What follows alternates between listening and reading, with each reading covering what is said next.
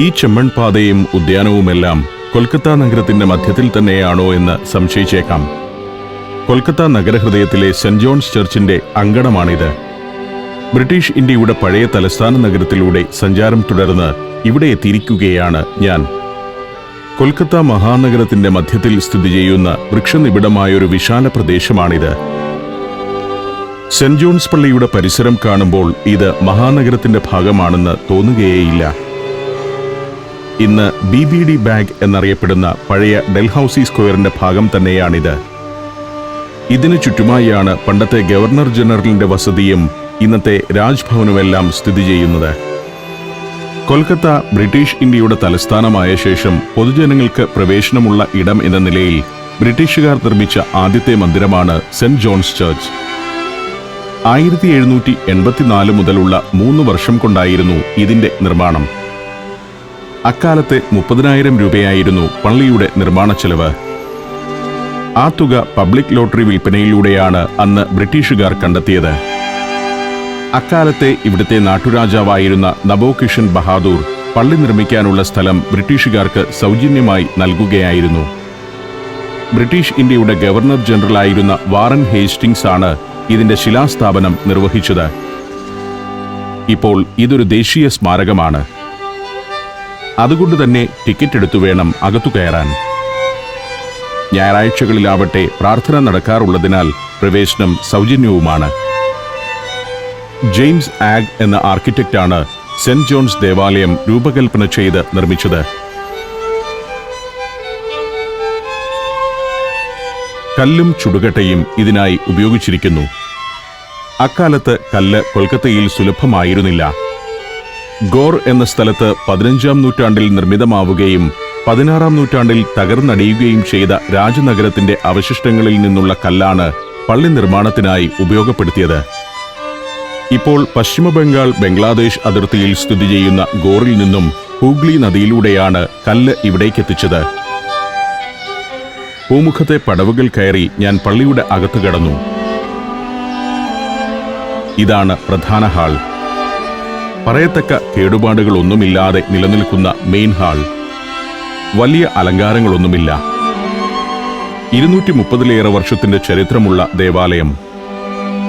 18-ാം നൂറ്റാണ്ടിൽ യൂറോപ്പിലുണ്ടായിരുന്ന ദേവാലയങ്ങളുടെ മാതൃകയിൽ നീളൻ തൂണുകളും വലിയ വർണ്ണജാലകങ്ങളുമൊക്കെയായി നിർമ്മിതമായ ദേവാലയം. ഇത്തരത്തിൽ ഇന്ത്യയിൽ സ്ഥാപിതമായ ആദ്യ പള്ളിയും ഇതാണെന്ന് പറയാം. ബ്രിട്ടീഷ് ഇന്ത്യയുടെ ഗവർണർ ജനറലായിരുന്ന വാറൻ ഹേസ്റ്റിംഗ്സ് ഉൾപ്പെടെയുള്ള പ്രമുഖർ പ്രാർത്ഥനയ്ക്കെത്തിയിരുന്ന ദേവാലയം. ഒരു ഭാഗത്ത് ഇന്ത്യൻ സ്ത്രീയുടെ ഒരു മാർബിൾ പ്രതിമ, അതിനോട് ചേർന്ന് പാശ്ചാത്യ വനിതകളുടെ ശില്പങ്ങൾ. ചുവരുകളിൽ ചില മാർബിൾ ഫലകങ്ങളുണ്ട്. ഈ ദേവാലയത്തിന്റെ സെമിത്തേരിയിൽ സംസ്കരിക്കപ്പെട്ട ഫോർട്ട് വില്യമിലെ ബ്രിട്ടീഷ് ഗവർണർമാരുടെ പേരുകൾ അതിലുണ്ട്. ഇവിടെ മുകളിലേക്ക് കയറിപ്പോകാവുന്ന ഒരു പിരിയൻ ഗോവണിയുണ്ട്. തടികൊണ്ടുള്ള കൈവരികളോടുകൂടിയ ഒരു ഗോവണി. അത് കയറിയെത്തുന്നത് പിന്നിലെ ഒരു ബാൽക്കണിയിലേക്കാണ്. ഈ ബാൽക്കണിയിൽ നിന്നാൽ ദേവാലയത്തിന്റെ ഉൾഭാഗത്തിന്റെ പൂർണ്ണമായൊരു ദൃശ്യം ലഭിക്കും. വർണ്ണപ്പൊലിമ കൊണ്ട് അത്ഭുതപ്പെടുത്തുന്നില്ല പള്ളി. ലാളിത്യമാർന്ന ഒരു ദേവാലയം. പക്ഷേ ഇതിന്റെ നിർമ്മിതി അത്ഭുതപ്പെടുത്തുന്നതാണ്. ബാൽക്കണിയിൽ നിന്നിറങ്ങി ഞാൻ നടത്തം തുടരുകയാണ്. ബ്രിട്ടീഷുകാർ ഇന്ത്യയിൽ ആധിപത്യമുറപ്പിച്ച നാളുകളിൽ അവരുടെ സുപ്രധാനമായ ആത്മീയ കേന്ദ്രമായിരുന്നു സെന്റ് ജോൺസ് ചർച്ച്. ഇന്ത്യ പൂർണ്ണമായും തങ്ങളുടെ കാൽച്ചുവട്ടിലായി എന്ന ബ്രിട്ടീഷ് ആത്മവിശ്വാസത്തിന്റെ പ്രതീകം കൂടിയാണ് ഈ പള്ളി എന്ന് തോന്നും. അൾത്താരയുടെ സമീപത്താണ് നടന്നെത്തിയിരിക്കുന്നത്. ലാളിത്യമാർന്ന അൾത്താര. നൂറ്റാണ്ടുകൾക്കിപ്പുറം ഇപ്പോഴും ഞായറാഴ്ചകളിൽ ഇവിടെ ആരാധന നടന്നുവരുന്നു. അൾത്താരയുടെ ഇടതുവശത്തായി കൂറ്റനൊരു ചർച്ച് ഓർഗനുണ്ട്. ജർമ്മൻ നിർമ്മിതമായ ഓർഗനാണിത്. 1830-കളിൽ സ്ഥാപിതമായ ഈ ഓർഗൻ ഇപ്പോഴും ആരാധനയ്ക്ക് ഉപയോഗിച്ചു വരുന്നു. പ്രത്യേക തരത്തിലുള്ള മാർബിളാണ് പള്ളിയുടെ തറയിൽ പാകിയിരിക്കുന്നത്. അതും ഗോറിൽ നിന്ന് കൊണ്ടുവന്നതാണ്. ഇതാണ് പള്ളിയിലെ പ്രസംഗപീഠം. 2 നൂറ്റാണ്ടിലേറെ പഴക്കമുള്ള ഇരിപ്പിടങ്ങൾ. ബ്രിട്ടീഷ് പട്ടാള ഉദ്യോഗസ്ഥരും സിവിലിയന്മാരുമെല്ലാം ഒരു കാലത്ത് കുടുംബസമേതം ഇവിടെ നിരന്നിരുന്നിരുന്നു. ഇന്ത്യാ ചരിത്രത്തിൽ സ്ഥാനം നേടിയ പല ബ്രിട്ടീഷുകാരും ഒരു കാലത്ത് ഈ ദേവാലയത്തിലെ സന്ദർശകരായിരുന്നു. ഉയരമാർന്ന തൂണുകളോടുകൂടിയ പോർട്ടിക്കോ. അതുവഴി ദേവാലയത്തിൽ നിന്നും പുറത്തിറങ്ങി.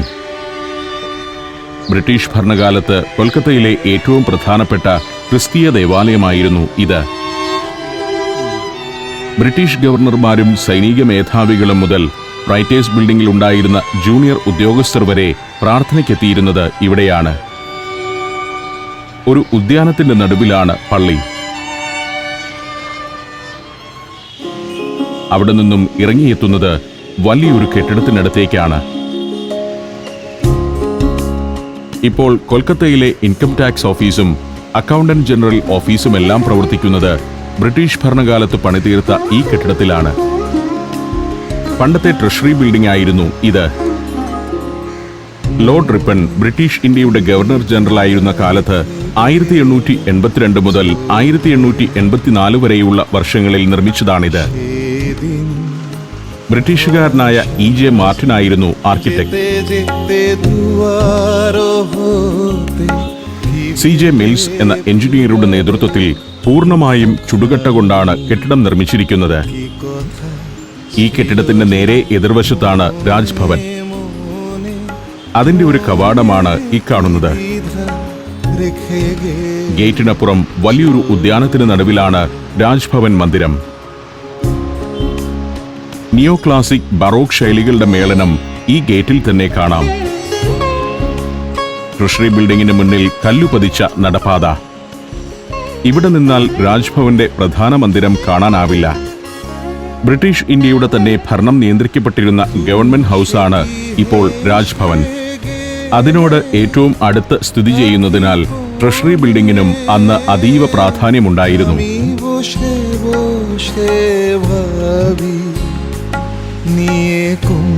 നല്ല ഉയരമുള്ള ജാലകങ്ങളും കൊത്തുപണിയുള്ള ടൈലുകൾ കൊണ്ട് അലങ്കരിച്ച ചുമരും. നേരെ എതിർവശത്ത് അതിവിശാലമായ രാജ്ഭവൻ കോമ്പൗണ്ടാണ്. പാതയോരത്ത് AG ബംഗാൾ എന്ന ചെറിയൊരു ബോർഡ്. ട്രഷറി ബിൽഡിംഗിൽ പ്രവർത്തിക്കുന്ന പല പ്രധാന ഓഫീസുകളിൽ ഒന്നാണ് അക്കൗണ്ടന്റ് ജനറലിന്റേത്.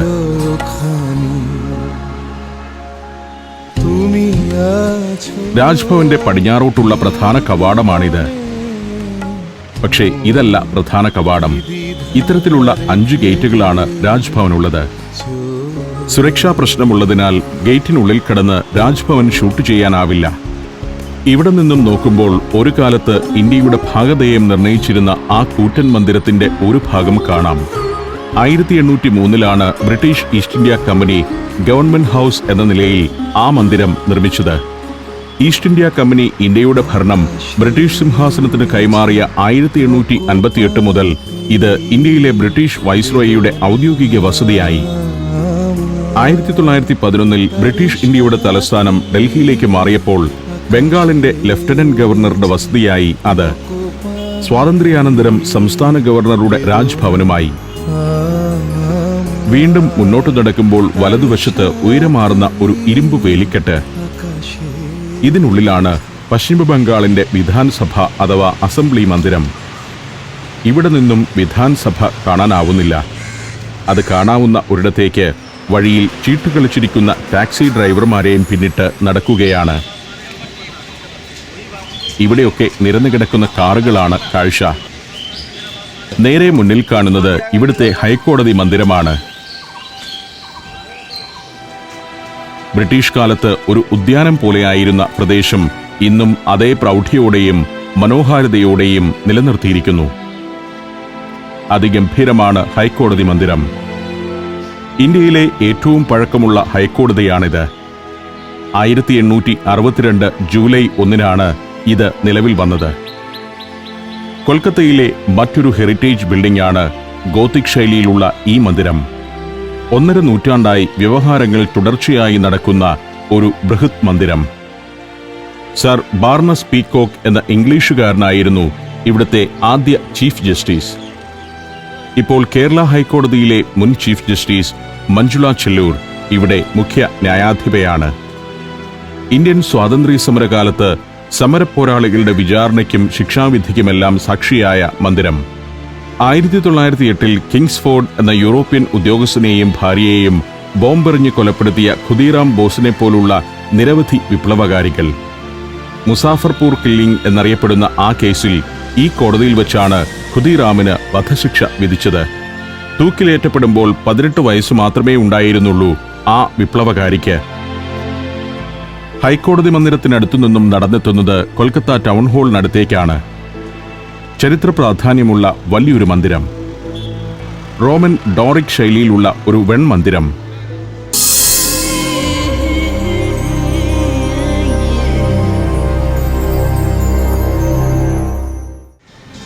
ഹൈക്കോടതിയുടെ മുന്നിലുള്ള പാതയോരത്ത് കാറുമായി മിശ്രയുണ്ട്. കാറിൽ കയറി യാത്ര തുടരുകയാണ്. വിധാൻസഭയെ ഒന്ന് ചുറ്റിയെത്തുമ്പോൾ വീണ്ടും രാജ്ഭവന്റെ പടിഞ്ഞാറേ ഗേറ്റ് കൺമുന്നിലെത്തുന്നു. ഈ കവാടത്തിലൂടെ മാത്രമേ ഉള്ളിലെ കെട്ടിടം ഭാഗികമായെങ്കിലും കാണാനാവൂ. 27 ഏക്കർ വരുന്ന ഒരു ഉദ്യാനത്തിന്റെ നടുവിലാണ് രാജ്ഭവൻ. 84,000 ചതുരശ്ര അടി വിസ്തൃതിയുള്ള മന്ദിരമാണ് രാജ്ഭവൻ.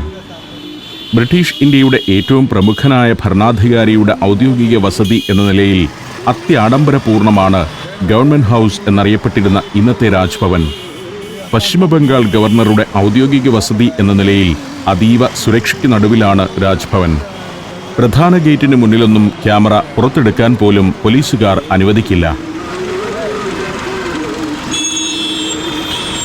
ഒരു സ്റ്റേഡിയത്തിന് മുന്നിലാണ് ഇപ്പോൾ എത്തിയിരിക്കുന്നത്. മലയാളികൾക്ക് പരിചിതമായ സ്റ്റേഡിയം, ഈഡൻ ഗാർഡൻസ്. ഇന്ത്യൻ ക്രിക്കറ്റിന്റെ മെക്ക എന്ന് വിശേഷിപ്പിക്കാവുന്ന സ്റ്റേഡിയം. ഇന്ത്യയിലെ ഏറ്റവും വലിയ ക്രിക്കറ്റ് സ്റ്റേഡിയമാണിത്. ഇന്ത്യൻ ക്രിക്കറ്റിലെ ചരിത്ര സംഭവങ്ങൾ, പ്രത്യേകിച്ചും ഈഡൻ ഗാർഡൻസിൽ അരങ്ങേറിയവ വലിയ ചിത്രങ്ങളായി സ്റ്റേഡിയത്തിന് മുന്നിൽ കാണാം. സച്ചിനും കപിൽ ദേവും രാഹുൽ ദ്രാവിഡും ഗാംഗുലിയുമെല്ലാം ആ ചിത്രങ്ങളിലുണ്ട്. ബംഗാൾ ക്രിക്കറ്റ് ടീമിന്റെയും കൊൽക്കത്ത നൈറ്റ് റൈഡേഴ്സിന്റെയും ആസ്ഥാന സ്റ്റേഡിയമാണിത്. നാം വായിച്ചും കേട്ടുമറിഞ്ഞിട്ടുള്ള ഇത്തരം കളിക്കളങ്ങളുടെ മുന്നിലൂടെ ക്യാമറയുമായി ഇങ്ങനെ നടക്കുന്നത് ഒരു അത്ഭുതം തന്നെയാണ്. 1864 ബ്രിട്ടീഷുകാരാണ് ഈഡൻ ഗാർഡൻസിന് തുടക്കമിട്ടത്. 66,349 പേരെ ഉൾക്കൊള്ളാവുന്നതാണ് ഈ സ്റ്റേഡിയമെന്നാണ് ഔദ്യോഗിക വിവരം. എന്നാൽ 1987 വേൾഡ് കപ്പ് മത്സരം കാണാൻ സ്റ്റേഡിയത്തിൽ 1,20,000 പേർ കയറിയെന്നാണ് കണക്ക്. ഈഡൻ ഗാർഡൻസിനരികെ നിന്നും പുറപ്പെട്ടു. ഇവിടെ ഇടതുഭാഗത്ത് ഏതാണ്ട് ദരിദ്രാവസ്ഥയിൽ ഒരു സ്റ്റേഡിയം കാണാം. ഇതും നമുക്ക് കേട്ടറിവുള്ള കളിക്കളമാണ്. കൊൽക്കത്ത മോഹൻ ബഗാൻ ഫുട്ബോൾ ക്ലബിന്റെ ഹോം സ്റ്റേഡിയം.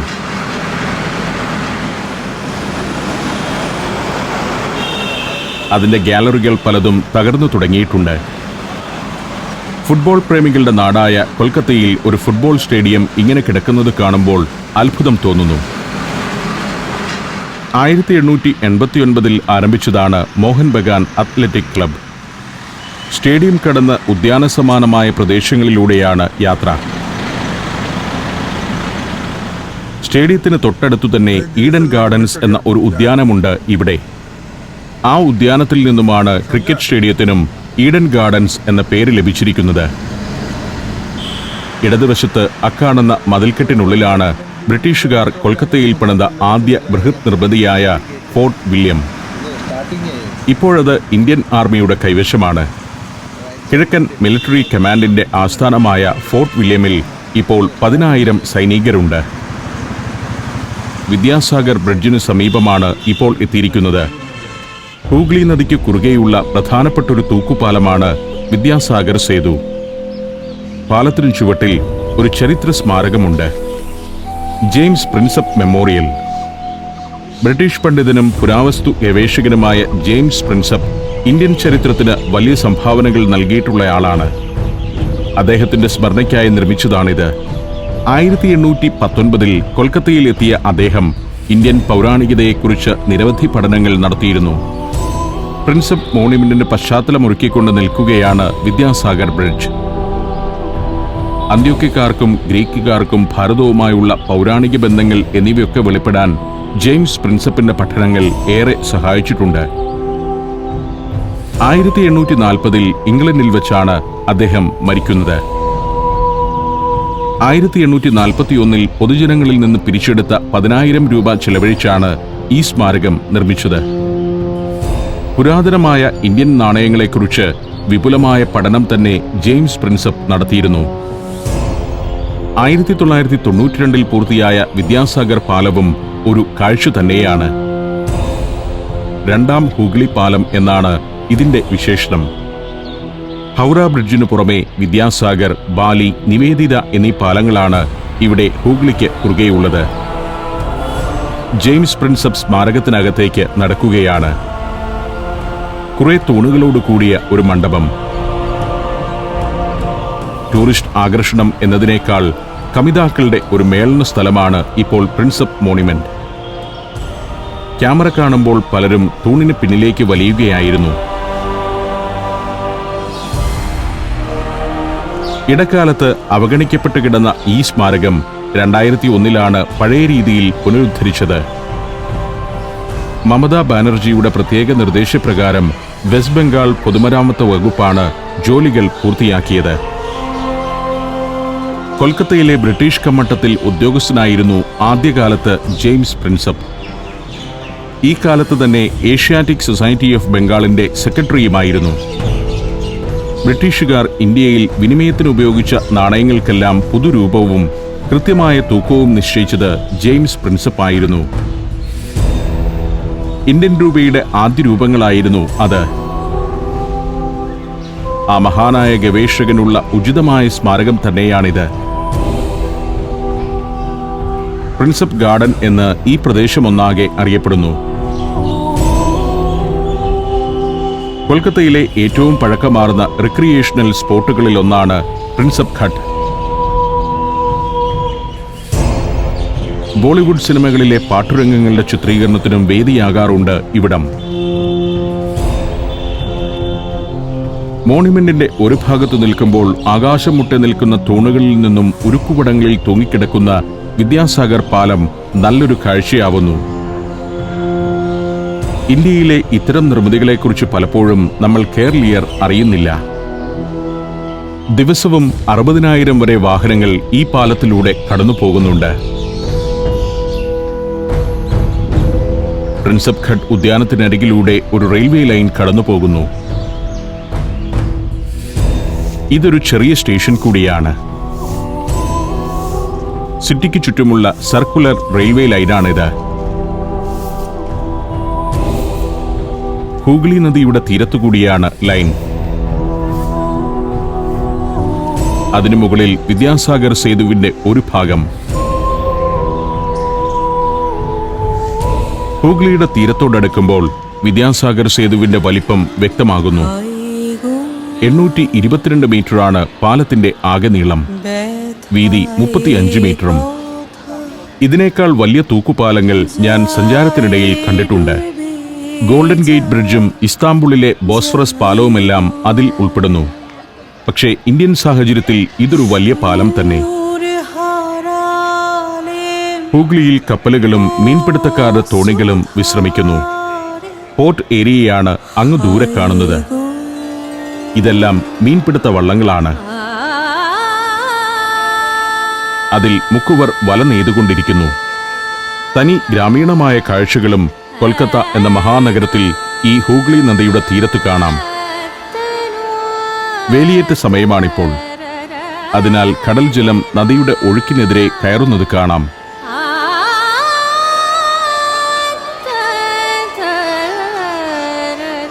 ഹൂഗ്ലിയിലെ ജലം എപ്പോഴും കലങ്ങിക്കിടക്കും.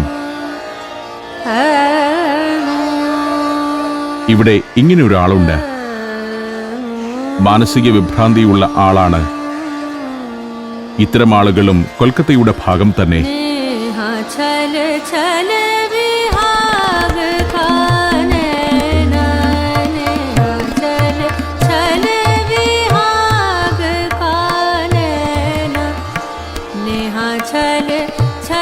സർപ്പക്കാവിനെ ഓർമ്മിപ്പിക്കുന്നു ഹൂഗ്ലി തീരത്തെ ഉദ്യാനം.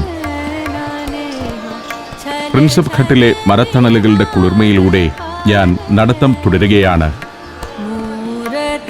മിശ്രയുടെ കാറിൽ കയറി കൊൽക്കത്ത നഗരത്തിന്റെ മറ്റു കാഴ്ചകളിലേക്ക് സഞ്ചാരം തുടരണം.